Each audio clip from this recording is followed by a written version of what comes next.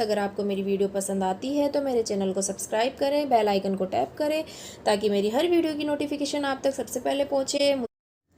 नमस्कार दोस्तों, राधे राधे, जय श्री श्याम, ओम भगवते वासुदेवाय नमः, ओम विष्णुदेवाय नमः।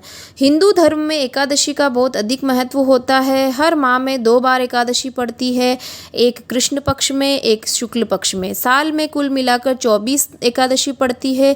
एकादशी के दिन विधि विधान से भगवान विष्णु की पूजा अर्चना की जाती है। तो इस बार जो एकादशी आ रही है वो देवशयनी एकादशी है, जो आषाढ़ माह के शुक्ल पक्ष में पड़ने वाली इस एकादशी के कारण इसको देवशयनी एकादशी के नाम से भी जाना जाता है। देवशयनी एकादशी का बहुत ही महत्व होता है। इस देवशयनी एकादशी से 4 माह तक भगवान विष्णु विश्राम करते हैं। इस समय को चातुर्मास भी कहा जाता है।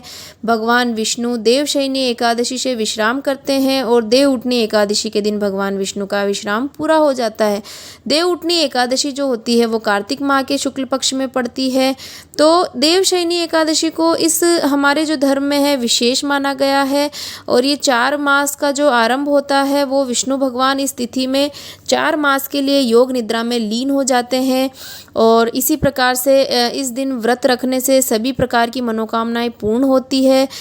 देवशयनी एकादशी में भगवान विष्णु के विश्राम करने के बाद 4 माह तक कोई भी मांगलिक कार्य नहीं किए जाते हैं। इस दौरान भगवान की पूजा अर्चना सब होती है, सब बस मांगलिक कार्य नहीं होते हैं। तो मांगलिक कार्यों की शुरुआत भगवान विष्णु के विश्राम पूरा होने के बाद ही होती है।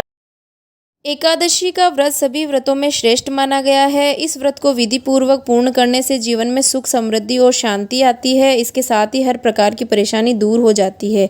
तो इस प्रकार से देवशयनी एकादशी के और भी नाम हैं, आषाढ़ी एकादशी, पद्मा एकादशी, हरिशयनी एकादशी और देवशयनी एकादशी के नामों से ये जानी जाती है।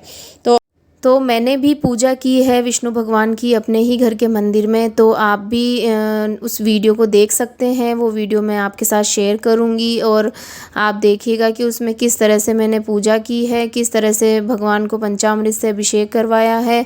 और पूजा विधि भी देख सकते हैं और क्या क्या सामग्री चाहिए होती है वो भी आप देख सकते हैं।